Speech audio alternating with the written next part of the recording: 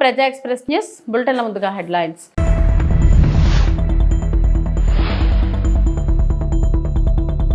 గుజరాత్లో దాహోద్లో 900 HP locomotive తయారీ plant ప్రారంభించిన ప్రధాని మోడీ.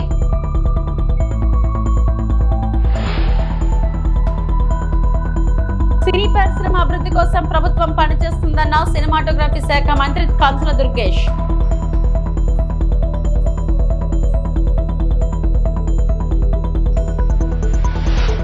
బొత్స వియంకుడికి అడ్డగోలుగా టీడీఆర్ కట్టబెట్టారు, పీతల మూర్తి యాదవ్ ఆరోపణ.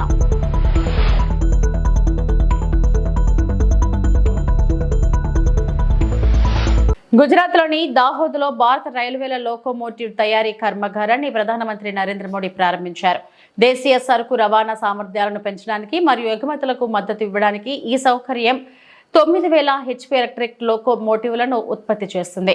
पहले 9000 हॉर्स पावर इलेक्ट्रिक लोकोमोटिव जो इंजन है उसे आज राष्ट्र को समर्पित किया जाएगा, जहां रेलवे के लिहाज से ये एक बहुत बड़ी उपलब्धि होगी, क्योंकि टोटली लोकोमोटिव इंजन जो है वो कहीं ना कहीं इलेक्ट्रिसिटी पर अगर डिपेंड करता है तो ये पर्यावरण अनुकूल होगा, कार्बन उत्सर्जन में कमी आई। आप देख सकते हैं इस लोकोमोटिव यूनिट का दौरा करते हुए प्रधानमंत्री नज़र आ रहे हैं। तमाम तरह की जो निटिग्रिटीज़ हैं उसको समझने की कोशिश दाहोद में प्रधानमंत्री रेलवे लोकोमोटिव विनिर्माण इकाई का दौरा करते हुए नजर आ रहे हैं, जहां निर्मित देश के पहले 9000 हॉर्स पावर लोकोमोटिव इंजन का अनावरण अब से कुछ ही देर में किया जाएगा।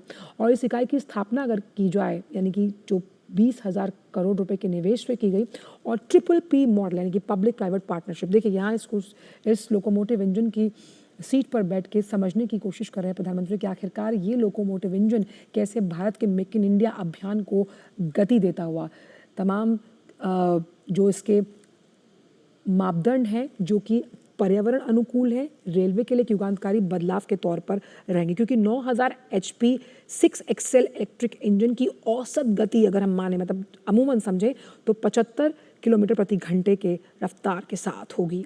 और इस विनिर्माण संयंत्र की सबसे बड़ी बात ये है कि ये देश को समर्पित हो रहा है और देश में ही इसका निर्माण किया गया है। और अगले 10 सालों में आप देखिए ऐसे करीबन 1200 से ज़्यादा इंजन बनाने की कवायद, और इसी लक्ष्य के साथ लगातार ये यूनिट जो है वो काम करेगी। हालांकि ये जो पूरा लोकोमोटिव इंजन है, इसकी सबसे बड़ी खासियत ये है कि ये 4600 टन के कार्गो को ढोने की क्षमता रखता है। और इंजन में पहली बार चालक के लिए यहाँ पर जो है टॉयलेट्स की सुविधा भी है, और दुर्घटना से बचने के लिए इंजन में कवर सिस्टम पहले से ही लगाए गए हैं। और बहुत कम यानी किफ़ायत के खर्च में इस लोकोमोटिव इंजन का निर्माण किया गया है। और इन तमाम इंजनों पर जो आगे 10 सालों में यानी कि 1 दशक में बनाए जाएंगे, मैन्युफैक्चरिंग बाय दाहोद। समझिए इस बात को कि आपका खुद का मैन्युफैक्चर्ड प्रोडक्ट जब रेलवे की पटरी पर दौड़ेगा तो फख्र और गर्व के साथ भारत कई अन्य देशों के लिए एक उदाहरण के तौर पर रखेगा इस मॉडल को, और रोजगार के कई आयाम खुलते हुए नजर आएंगे। इस पूरे प्रोजेक्ट के चलते हमने देखा कि कई लोगों को तो परोक्ष रूप से रोजगार मिला ही, लेकिन आगे भी जब इंजनों का निर्माण किया जाएगा तो कई रोजगार के अवसर सृजित होते हुए यहाँ नजर आएंगे। तो 9000 HP के 6XL సినీ పరిశ్రమ అభివృద్ధి కోసం కూటమి ప్రభుత్వం పనిచేస్తుందని సినిమాటోగ్రఫీ శాఖ మంత్రి కందుల దుర్గేష్ అన్నారు. సినీ పరిశ్రమ కోసం కొత్త పాలసీని తీసుకొస్తామని, నిర్మాతలు, డిస్ట్రిబ్యూటర్లు, ఎగ్జిబిటర్లు కలిసికట్టుగా వస్తే చర్చిద్దామని ఆయన అన్నారు. పవన్ సినిమా విడుదల సమయంలోని సినీ పరిశ్రమ బంద్ అంశం ఎందుకు తెరపైకి వచ్చిందని ఆయన ప్రశ్నించారు. ఈ సినిమా రిలీజ్ అయినప్పుడు వారు ప్రత్యేకంగా వచ్చి నిర్మాతలు మా సినిమాకి టికెట్ రేట్లు పెంచడానికి, ఎందుకంటే మాకు ఎంత ఖర్చు అయింది, దీనికి ఈ స్థాయిలో పెంచండి అని చెప్పి ప్రతి సినిమాకి అడుగుతూ ఉంటారు. అడిగినప్పుడల్లా మేము డిపార్ట్మెంట్తో మాట్లాడడం, అంటే ఒక్క విషయం అర్థం చేసుకోవాలి, ఇక్కడ ఇది సినిమాటోగ్రఫీ మంత్రిత్వ శాఖ కింద ఉన్నప్పటికీ కూడా దీనికి సంబంధించిన థియేటర్ సంబంధించిన ప్రైస్ హైక్ ఇవన్నీ కూడా మళ్ళీ వచ్చేటప్పటికి హోమ్ డిపార్ట్మెంట్లో ఉంటాయి. అయితే హోమ్ డిపార్ట్మెంట్ వారికి వచ్చిన ఇబ్బంది ఏంటంటే ఫైల్ అల్టిమేట్గా యాక్సెప్ట్ చేయాల్సిన వారు అలా చేసినప్పుడల్లా ఎవరో ఒకళ్ళు పబ్లిక్ ఇంట్రెస్ట్ లిటిగేషన్ పెడుతున్నారు. పబ్లిక్ ఇంట్రెస్ట్ లిటిగేషన్ పెట్టినప్పుడు ఏమవుతుందంటే ఈ రేటు ఇంత ఎందుకు పెంచారనేటువంటి కోర్టులో వేస్తున్నారు. కోర్టులో వేసినప్పుడు ప్రతి సినిమాకి కూడా ఆ ప్రిన్సిపల్ సెక్రటరీ గారో లేకపోతే ఆ డిపార్ట్మెంట్ చెందిన వారు కోర్టుకు వెళ్ళి సమాధానం చెప్పుకోవాల్సిన పరిస్థితి వస్తుంది. ఇవాళ అలా చేస్తున్నప్పుడు మాకు ఇబ్బందులు ఉన్నప్పటికీ కూడా డిపార్ట్మెంట్ పరంగా కానీ ప్రభుత్వ పరంగా ఇబ్బందులు ఉండి కోర్టులకు వెళ్లాల్సిన పరిస్థితి ఉన్నప్పటికీ కూడా నిర్మాతలు అంటే వాళ్ళు ఒక్కళ్లే కాదు, నిర్మాతలు, ఎగ్జిబిటర్స్, డిస్ట్రిబ్యూటర్స్, వాళ్ళ మీద ఆధారపడినటువంటి వందలాది కుటుంబాలు, వాళ్ళకి అయ్యేటువంటి వ్యయ ప్రయాసలు, వడ్డీలు పెరిగిపోవడం, ఇవన్నీ దృష్టిలో పెట్టుకుని వాళ్ళకు రూపాయి రేటు పెంచితే వాళ్ళకి ఉపయోగపడుతుంది అనేటువంటి మాట. రూపాయి రేటు వాళ్ళకి పెంచితే అందులో పావళ మాకు జిఎస్టీ ద్వారానో ఎస్జిఎస్టీ ద్వారానో మాకు రాష్ట్రానికి కేంద్రానికి కూడా వచ్చేదానికి అవకాశం ఉంది. దీనివల్ల కూడా దృష్టిలో పెట్టుకుని ఇది డిప్యూటీ సీఎం గారు చాలా కేటగారికల్గా క్లారిటీ ఇచ్చారు ఆయన. అలాంటి సమయంలో కొంతమంది, అందరూ నేను అన్నగాని సినిమా ఇండస్ట్రీలో కొంతమంది మేము ఎలా అయినా చేసుకోగలం, మేమే చేసుకోగలం, మాకు సహకారం అవసరం లేదు అంటే మరి ఏ ప్రయోజనాన్ని ఆశించే వారు ఆ మాట అన్నారో నాకు తెలియదు. అదేవిధంగా మరి ఎవరి ప్రోద్బలంతో ఆ మాట అన్నారో కూడా నాకు తెలియదు. దీనికి మళ్ళీ మీకు కొంతమంది ఆనాటి ప్రభుత్వంలో మంత్రిగా ఉన్నటువంటి కొంతమంది బయటకు వచ్చి వారు కూడా రకరకాల మాటలు మాట్లాడుతున్నారు. ఇవాళ ఒక కొత్త పాలసీని తీసుకురావడానికి కూడా ఈ ప్రభుత్వం సిద్ధంగా ఉంది. ప్రతిసారి మీరు ఎవరుంటే ఆ ప్రభుత్వం ఉంటే వాళ్ళ దగ్గరికి వెళ్ళి దేహి అని అడగక్కర్లేదు. మీకు ఒక పాలసీ తీసుకొస్తాం, దాని ప్రకారం ఏ సినిమాకి ఎంత పెంచాలి, లేకపోతే సినిమా రంగానికి ఏ రకమైన సహకారం అందించాలి, ఎగ్జిబిటర్స్ని కానీ డిస్ట్రిబ్యూటర్స్ని కానీ, నిజమే ఎగ్జిబిటర్స్కి వాళ్ళ ఇబ్బంది ఉంది, వాళ్ళకి సింగిల్ థియేటర్స్ ఉన్నటువంటి వాళ్ళందరికీ కూడా ఇబ్బంది ఉంది, నో డౌట్. అందులో మల్టీప్లెక్స్ వాళ్ళకి ఏమైనా ఉపయోగం ఉందేమో కానీ సింగిల్ థియేటర్స్ ఉన్న వాళ్ళకి కష్టం ఉంది. ఇలాంటివన్నీ మనం పరిష్కరించుకోవడానికి ఒక పాలసీ తీసుకురావడానికి మేము సిద్ధంగా ఉన్నాం అనేటువంటి మాట చెప్తూ ఉన్నాం. మేము త్వరలో వారందరితో కూర్చొని మాట్లాడడానికి కూడా సిద్ధంగా ఉన్నాం. ఈ సందర్భంలో మా ఉప ముఖ్యమంత్రి గారు హీరోగా నటించినటువంటి హరిహర వీరమల్లు సినిమా విడుదల సందర్భంగానే బంద్ అనేటువంటి అంశం ఎందుకు తెర మీదకి వచ్చింది? సరే, ఇవాళ మీరు చెప్తూ ఉన్నారు బంధు లేదని. అసలు మీరు ఈ మాటని ఆ టాపిక్ బయటకు వచ్చినప్పుడు ఏదైతే మీకు సోషల్ మీడియాలో కానీ మీడియాలో కానీ అది సర్క్యులేట్ అవుతూ ఉందో ఆ సమయంలోనే ఎందుకు స్పందించి ఆ ఛాంబర్ వారు ఆ మాట చెప్పలేదు? ఎమ్మెల్యే డాక్టర్ పార్థసారథికి వినతిపత్రం ఇచ్చిన ఆదోని మున్సిపాలిటీ అవుట్సోర్సింగ్ ఉద్యోగులు. కర్నూలు జిల్లా ఆదోని నియోజకవర్గంలో ఇవాళ ఆదోని మున్సిపాలిటీకి సంబంధించిన అవుట్సోర్సింగ్ ఉద్యోగులు ఎమ్మెల్యే డాక్టర్ పార్థసారథికి వినతిపత్రం ఇవ్వడం జరిగింది. ఈరోజు ఆదోని మున్సిపాలిటీకి సంబంధించి ఇంజనీరింగ్ సెక్షన్లో పనిచేసేటువంటి అవుట్సోర్సింగ్ ఎంప్లాయీస్ సుమారుగా 96 మంది ఉద్యోగస్తులు ఆదోనిలో మాత్రం ఉన్నారు. ఇలాగే రాష్ట్ర వ్యాప్తంగా ప్రతి మున్సిపాలిటీలో కూడా వందలాది మంది, వేలాది మంది, లక్షలాది మంది ఉద్యోగస్తులు కష్టపడతా ఉన్నారు. వీళ్ళని అవుట్సోర్సింగ్ ఉద్యోగస్తులుగా తీసుకొని కొంతమందిని 10 ఏళ్ళు అయితే, కొంతమందికి 15 ఏళ్ళు అయితే, కొంతమంది 25 ఏళ్ళు కూడా అవుతా ఉంది, కొంతమంది రిటైర్మెంట్కి దగ్గరకు కూడా వస్తూ ఉన్నారు. వీళ్ళని పర్మనెంట్ చేయకపోవడం అన్నది వీళ్ళు బాధపడే అంశం. ప్రభుత్వాలు ఎన్ని మారినా సరే ప్రభుత్వం వీళ్ళని పర్మనెంట్ ఎంప్లాయీస్గా చేయకపోవడం వల్ల ఇబ్బందులు పడతా ఉన్నారు. వీళ్ళ ప్రధానమైన డిమాండ్ లాస్ట్ టైం కూడా చెప్పారు వాళ్ళు నాకు. వీళ్ళ ప్రధానమైన డిమాండ్ ఏంటంటే జీతం తక్కువ వస్తుంది. వీళ్లతో పోల్చుకుంటే అదే మున్సిపాలిటీలో పనిచేసే పారిశుద్ధ్య కార్మికులకు 21,000 రూపాయల జీతం వస్తే, వీళ్లకు 15,000 రూపాయల జీతం వస్తే ఆ 15,000లో కటింగ్లు పోను 13,500 రూపాయలు మాత్రమే చేతికి వస్తుంది. ఆ 13,000తో ఎలా బతకాలి, కుటుంబాలను ఎలా నెట్టుకు రావాలా అన్నది వీళ్ళ ప్రధానమైన డిమాండ్. దాంతోపాటుగా రిటైర్మెంట్ బెనిఫిట్స్ లేవు అంటున్నారు. ఇక్కడ 2-3 రిటైర్మెంట్కి దగ్గరకు వచ్చాం. రిటైర్మెంట్ వస్తే ఓ పేపర్ చేతికి ఇచ్చి పంపిస్తారు తప్ప ₹1 చేతికి ఇచ్చి పంపించే పరిస్థితి లేదు. తర్వాత ఎలా బతకాలి మేము అనేది రెండవ ప్రశ్న వీళ్ళకి. వైకాపా హయాంలో భారీగా టీడీఆర్ కుంభకోణం జరిగిందని జనసేన కార్పొరేటర్ పీతల మూర్తి యాదవ్ ఆరోపించారు. మురికివాడల పేరిట టీడీఆర్ పేరుతో కోట్లు కొట్టేశారన్నారు. వత్స వియ్యంకుడు వెంకటరమణకు అడ్డగోలుగా టీడీఆర్ కట్టబెట్టారు. చేపలుప్పాడ, కాపులుప్పాడలో వెంచర్ వేశారు. 3,730 గజాల స్థలంలో 726 గజాలకు టీడీఆర్ ఇచ్చారు. బొత్సాలుడికి జీవీఎంసీ నుంచి గిఫ్ట్స్ 22 కోట్లు టీడీఆర్ ఇచ్చారు. 600 గజాలు రైల్వే న్యూ కాలనీలో వైకాపా మాజీ నేత మరియు ఫాతిమా రాణికి ఇచ్చారు. కుంభకోణానికి పాల్పడిన అధికారులపై చర్యలు తీసుకోవాలని పీతల మూర్తి యాదవ్ ఆరోపించారు. 726 గజాలు లేఅవుట్లో ఎక్సెస్ ఓపెన్ స్పేస్ ఉందంట. ఎక్కడైనా ఉడా అప్రూవ్డ్ లేఅవుట్లో 40 అడుగుల నుంచి 40 అడుగుల రోడ్డు ఆర్డీపీ చేశాడు. 40 అడుగుల నుంచి 40 అడుగుల రోడ్డుకి ఆర్డీపీ చేయడం ఏంటండి? టీడీఎస్ సర్టిఫికెట్లో పొందుపరిచారు ఆ విషయాన్ని. అంటే 3,726 గజాలు ఒక ఉడా అప్రూవ్డ్ లేఅవుట్ ఓపెన్ స్పేస్లో 7,452 గజాలకి టీడీఆర్ మంజూరు చేశారు. అప్పుడు చేసినటువంటి అధికారిని ఇప్పుడు రాష్ట్ర పట్టణ ప్రణాళిక విభాగం పెద్ద దిక్కుగా ఉన్నటువంటి అధికారిని రావూరి విద్యుల్లత అసలు లేఅవుట్ ఎక్సెస్ ఓపెన్ స్పేస్లో ఉడా ఓపెన్ స్పేస్లో బొత్స సత్యనారాయణ గారు మంత్రిగా ఉంటే అల్లుడు కోసం సోమి వెంకటరమణ గారికి 22 కోట్ల రూపాయలు చేసేటువంటి టీడీఆర్ని ఎలాగిస్తారండి? అక్కడ జీవీఎంసీ అయినా రోడ్డు ఫారం చేసిందా?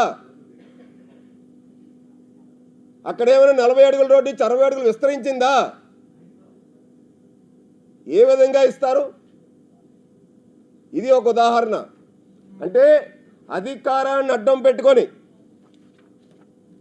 ఇది లేఅవుట్ కాపీ, ఇది ఉడా అప్రూవ్డ్ ఎల్పి లేఅవుట్ కాపీ. అధికారాన్ని అడ్డం పెట్టుకొని వైఎస్ఆర్ కాంగ్రెస్ పార్టీ ప్రభుత్వంలో జగన్మోహన్ రెడ్డి నేతృత్వంలో ఏ విధంగా లేఅవుట్ ఓపెన్ స్పేసుల్లో కూడా ఉడా అప్రూవ్డ్, అది కూడా పంచాయతీ అప్రూవ్డ్ కూడా కాదు.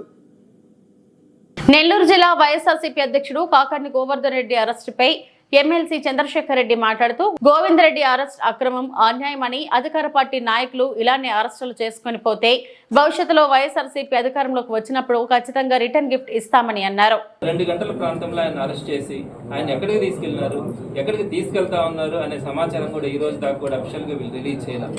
ఇది ఒక పొలిటికల్ గా ఒక మినిస్టర్ గా పనిచేస్తున్నటువంటి ఒక వ్యక్తిని అరెస్ట్ చేసినప్పుడు కానీ, అరెస్ట్ చేసి తీసుకొస్తున్నప్పుడు కానీ కనీసం సమాచారం ఇవ్వాలా?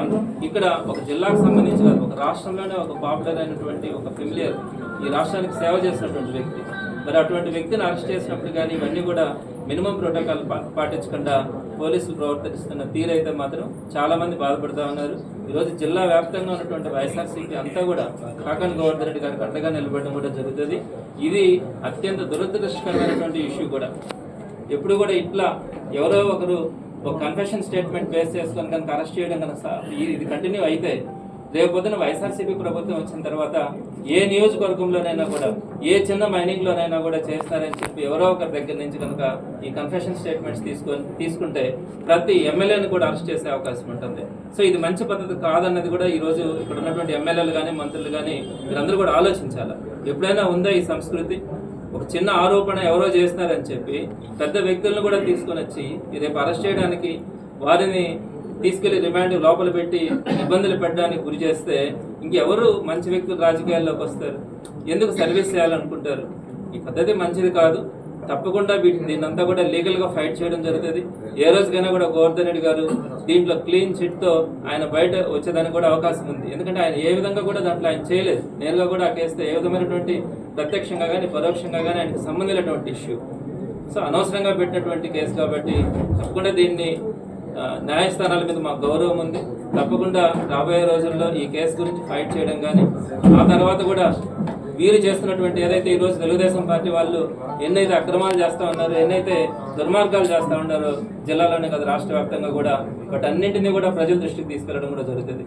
ఇంకోటి కూడా వాళ్ళు మహానాడు పేరుతో జరుపుకుంటా ఉన్నారు, ఈ సెలబ్రేషన్స్ అని కూడా జరుపుకుంటా ఉన్నారు. అలానే రేపు 1 year కంప్లీట్ అవుతా ఉంది. ఈ 1 year కంప్లీట్ అయిన తర్వాత 1 year లోపల ఎక్కడ కూడా వాళ్ళు చెప్పినటువంటి ఏ ఒక్క హామీ కూడా నెరవేర్చకపోగా పైపెచ్చి ఈ రోజు ప్రజలందరూ కూడా తెలుగుదేశం పార్టీ నాయకులు కానీ ముందుకు వస్తే వారందరినీ కూడా నిలదీయడానికి సిద్ధంగా ఉన్నారు. ఈ రోజు ప్రజలందరూ కూడా ప్రస్తుతం మైన్స్ లో ఎలాంటి అక్రమాలు జరగలేదని మైనింగ్ శాఖ జాయింట్ ఇన్స్పెక్టర్ లో తేలింది. ఆయన కక్షపూరితంగా కాకాని గోవర్ధన్ రెడ్డిని ఈ కేసులో తప్పుడు సెక్షన్స్ జోడించి అరెస్టు చేశారు. రెడ్ బుక్ పాలనలో ప్రశ్నించే గొంతుల్ని ఇలా అరెస్టులతో నొక్కేయాలని చూస్తున్నారు. పల్నాడులో పిన్నెల్లి బ్రదర్స్ పై కూడా ఇలానే తప్పుడు కేసు పెట్టారు. ఎన్ని కేసులు పెట్టినా ధైర్యంగా ఎదుర్కొంటాం, భయపడేదే లేదు అని కారుమూరి వెంకటరెడ్డి వైఎస్ఆర్సీపీ అధికార ప్రతినిధి పేర్కొన్నారు. కాకాని గోవర్ధన్ రెడ్డి గారి అక్రమ అరెస్టు మరొక నిదర్శనం అని చెప్పాలి. అలానే పిన్నెల్లి రామకృష్ణారెడ్డి గారి మీద ఏదైతే మర్డర్ కేసు పెట్టారో, పిన్నెల్లి రామకృష్ణారెడ్డి గారు వాళ్ళ బ్రదర్ మీద కూడా పెట్టినటువంటి మర్డర్ కేసు కూడా ఇంకో ఉదాహరణ అని చెప్పాలి. కాకాని గోవర్ధన్ రెడ్డి గారిది చూసుకుంటే ఎంత దారుణం అంటే ఈ కేసు. కాకాని గోవర్ధన్ రెడ్డి గారిని A4గా పెట్టారు. ఏంటంటే మైనింగ్లో అంట అక్రమాలు జరిగిపోయినాయి. మైనింగ్ అక్రమాలకు సంబంధించి విదేశాలకి మైనింగ్ ఏదో చెన్నై పోర్టు ద్వారా తరలించారనేటటువంటి ఒక తప్పుడు కేసు పెట్టి A4గా పెట్టారు. దీనికి సంబంధించి రుస్తుం అనేటటువంటి మైన్స్లో అక్రమాలు జరిగాయంటూ ఎవరైతే తెలుగుదేశం పార్టీకి సంబంధించినటువంటి సోమిరెడ్డి చంద్రమోహన్ రెడ్డి ఇచ్చినటువంటి ఫిర్యాదు, దాని ప్రకారం పోలీసులు కేసు నమోదు చేశారు. A4గా కాకాని గోవర్ధన్ రెడ్డి గారిని పెట్టారు. ఆల్రెడీ A1 A2కి ఈ కేసులో బెయిల్ వచ్చింది. బట్ ఈయనకి SC ST కేసు కూడా దీంట్లో ఇంక్లూడ్ చేయడం వల్ల ఏదో గిరిజనులు బెదిరించారనేది పెట్టి తప్పుడు కేసు పెట్టడం వల్ల కాకాని గోవర్ధన్ రెడ్డి గారికి బెయిల్ రాకుండా ఈ ప్రభుత్వం కుట్రల బండి కేసు పెట్టింది. కానీ అసలు మైనింగ్కి సంబంధించి అక్కడ అక్రమాలే జరగలేదని చెప్పి జాయింట్ ఇన్స్పెక్షన్లో ఆల్రెడీ అక్కడ ఇన్స్పెక్షన్ జరిగినప్పుడు 1050 మెట్రిక్ టన్నుల నిల్వ ఉంది. అసలు అక్కడెక్కడ అక్రమ మైనింగ్ అనేది జరగలేదని చెప్పి ఆల్రెడీ రిపోర్ట్ ఇచ్చినా కూడా మళ్ళీ ఈ మైనింగ్ శాఖ ఇన్ఛార్జ్ DD ద్వారా ఫిర్యాదు చేయించేసి మళ్ళీ తప్పుడు కేసు పెట్టి అరెస్ట్ చేయడం జరిగింది. వాస్తవంగా వాళ్ళు పెట్టినటువంటి రిమాండ్ రిపోర్ట్ చూస్తే ఈ క్వార్జ్ మెట్రిక్ టన్ను 12 లక్షల రూపాయలు ఉంటుందని చెప్పి పోలీసులు రిమాండ్ రిపోర్ట్లో పెట్టారు. చాలా తప్పది. ఎందుకంటే క్వార్జ్ మెట్రిక్ టన్ను విలువ కేవలం 20,000 రూపాయలు ఉంటుంది. అది కూడా బాగా నాణ్యత కలిగినటువంటి క్వార్జ్ అయితే. వాళ్ళు పెట్టినటువంటి రిమాండ్ రిపోర్ట్లో 7 కోట్లు విలువ చేసేటటువంటి 60 మెట్రిక్ టన్నులు క్వార్జ్ మెటలు ఏదైతే ఈ మైన్స్కి సంబంధించిన మిక్స్ మైకా మెటలు ఇవన్నీ అక్రమంగా చెన్నై పోర్టుకి తరలించేసి విదేశాలకు తరలించారనేటువంటి ఒక తప్పుడు కంప్లైంట్. ఇక్కడే అర్థమవుతుంది కదా మీకు. అసలు అక్కడ జరగలేదని చెప్పి మైనింగ్ శాఖ ఇచ్చింది. వాళ్ళు ఇన్స్పెక్షన్ చేసి ఏం జరగలేదు, అక్కడ అసలు అక్రమ మైనింగ్ అనేది జరగలేదు, అక్కడ 1050 మెట్రిక్ టన్నులు నిల్వ ఏదైతే అలానే ఉంది అని చెప్పినా కూడా తప్పుడు కేసు పెట్టి ఈరోజు అరెస్ట్ చేశారంటే అంటే వైఎస్ఆర్ కాంగ్రెస్ పార్టీ జిల్లా అధ్యక్షులను కానీ మాజీ మంత్రులు ఎవరిని వదిలిపెట్టం, మేము అందరినీ అరెస్ట్ చేసి ఈ ప్రభుత్వంలో జరుగుతున్నటువంటి ఏదైతే దుర్మార్గాల్ని ఏదైతే ఈ ప్రభుత్వంలో జరుగుతున్నటువంటి అన్యాయాలని వైఎస్ఆర్ కాంగ్రెస్ పార్టీ వాళ్ళు ప్రశ్నించకూడదు, ప్రశ్నిస్తే అరెస్ట్ చేస్తామనేటటువంటి టార్గెట్లో భాగంగానే కాకాని గోవర్ధన్ రెడ్డి గారిని అరెస్ట్ చేయడం జరిగింది. దయచేసి ప్రజలు కూడా ఈ ప్రభుత్వం చేస్తున్నటువంటి దుర్మార్గాల్ని ఎండగట్టాల్సినటువంటి అవసరం ఉంది. వీళ్ళు చేసేటటువంటి తప్పుడు ప్రచారాన్ని, ఈ కూటమి ప్రభుత్వం చేసేటటువంటి తప్పుడు ప్రచారాన్ని దయచేసి నమ్మొద్దని చెప్పి ప్రజలకు చెప్తూ డాక్టర్ బిఆర్ అంబేద్కర్ కోనసీమ జిల్లా ముఖ్యమంత్రి సహాయ నిధి చెక్కుల పంపిణీ మలకిపురం మండలంలో శాసనసభ్యులు వారి క్యాంప్ కార్యాలయం విశ్వేశ్వరరాయపురం నందు ముఖ్యమంత్రి సహాయ నిధి ద్వారా రాజోలు నియోజకవర్గంలోని 19 మంది లబ్ధిదారులకు మంజూరు కాబడిన 14,31,946 రూపాయల విలువ గల చెక్కులను శాసనసభ్యులు దేవవరప్రసాద్ చేతుల మీదుగా అందజేశారు. ఈ కార్యక్రమంలో లబ్ధిదారులతో పాటు ఎన్డీఏ నాయకులు, కార్యకర్తలు, అభిమానులు, గ్రామస్తులు తదితరులు పాల్గొన్నారు. ఎక్కడైతే వైద్యం చేయించుకుంటా రోగాలను బారిన పడున్నారు వారికి బాస్ట్గా నిలబడాలి, వారికి సహాయం చేయాలనే ఉద్దేశంతో ఈ సీఎం సహాయ నిధిని ఏర్పాటు చేయడం జరిగింది. ఈ కార్యక్రమంలో మన నియోజకవర్గం సంబంధించి ప్రత్యేక శ్రద్ధ తీసుకుంటున్నాం. ఒక కౌంటర్ని ఏర్పాటు చేశాం.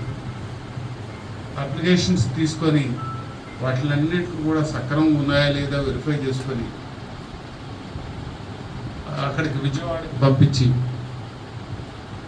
స్క్రూటినీ చేయించి అంతా కూడా సక్రమంగా ఉందని తేలిన తర్వాత అక్కడ మనం వాటిలన్నిటిని కూడా మంజూరు చేయించి తెప్పిస్తూ ఉన్నాం.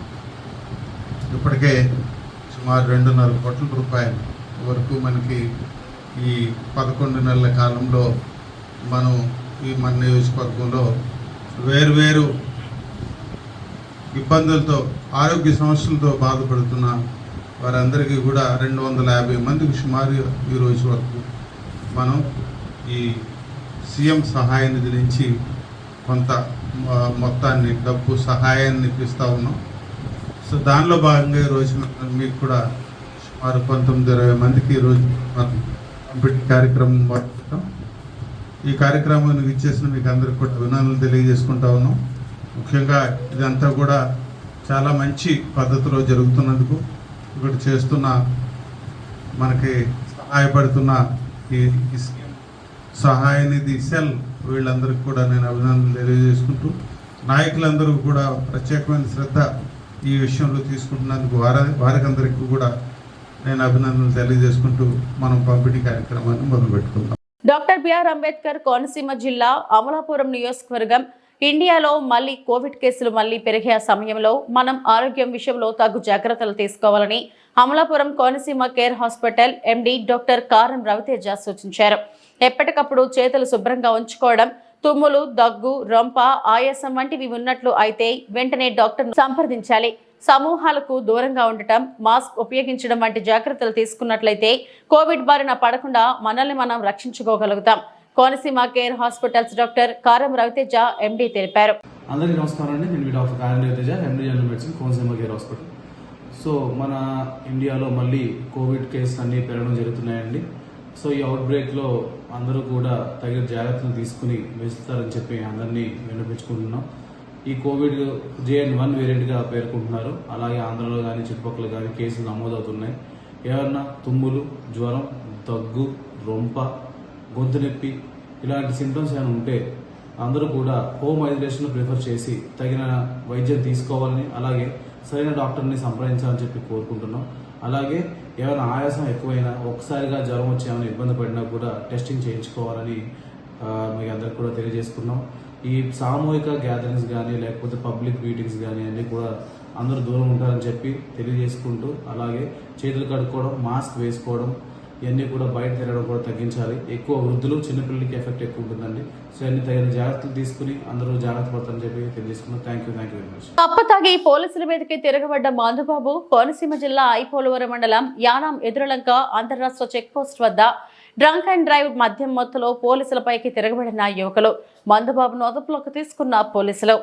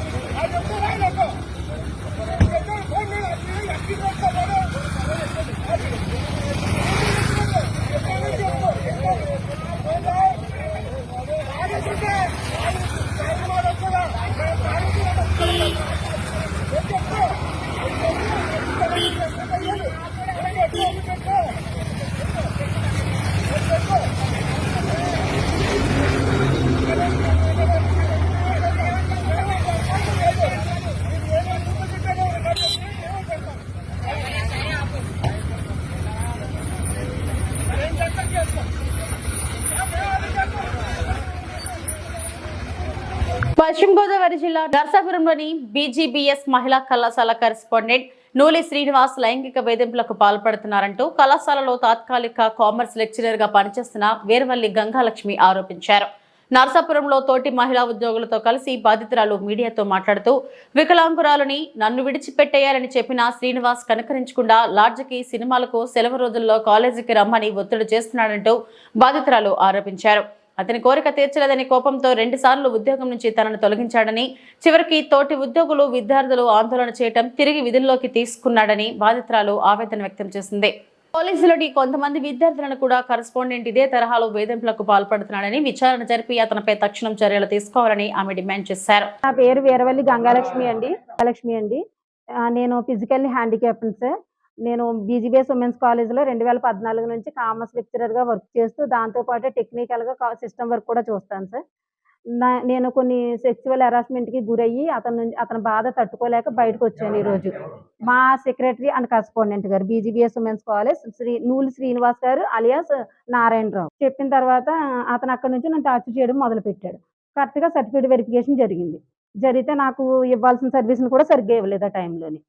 ఎంతమంది నా కో ఫ్యాకల్టీ వచ్చి బ్రతిమాలినా, ఎవరు బ్రతిమాలినా అలాగ అసలు ఎవరు చేయలేదు. నేను ఇంట్లో నుంచి అసలు బయటకు కూడా వెళ్ళని వ్యక్తి. నేను కాలేజీ, ఇల్లు తప్ప నాకు వేరేది కూడా తెలియదు. అలాంటి టైంలో నన్ను ఎలా అరెస్ట్మెంట్ చేస్తాను, ఇంట్లో చెప్పుకోలేక, ఇంట్లో చెప్తే మానేయమంటారు. సర్టిఫికేట్ వెరిఫికేషన్ జరిగింది, ఏదో గవర్నమెంట్ చేస్తుంది, ఇంత చదువుకున్నాను, నాకు ఏం తక్కువ, నేను ఎందుకు మానేయాలి, చాలాసేపు అని. అతను ఎప్పుడే వర్క్ చేసినా సరే సండే రమ్మని, రాకపోతే గొడవలు. అక్కడ హాలిడేస్లో రమ్మంటాడు, నేను రాను, ఇదే గొడవలు. కాదంటే అన్ని విషయాలు నేను బయటికి చెప్పుకోలేను కదండి, కొన్ని విషయాలు.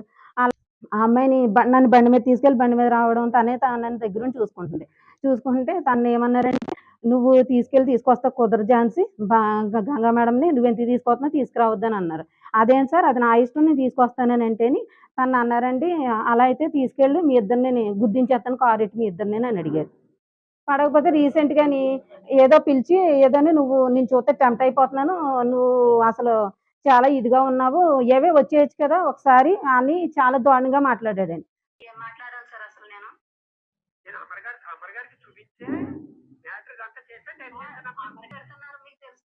స్టూడెంట్స్ కూడా ఉండేవారు పిల్లలు. చాలా మంది స్టూడెంట్స్ కూడా పిల్లల దగ్గర కూడా ఇలాగని మాట్లాడితే పిల్లల్ని కూడా వేధించేవాడు. నా పిల్లలు కూడా నా దగ్గరికి వచ్చి చెప్పడం చాలా మంది జరిగింది.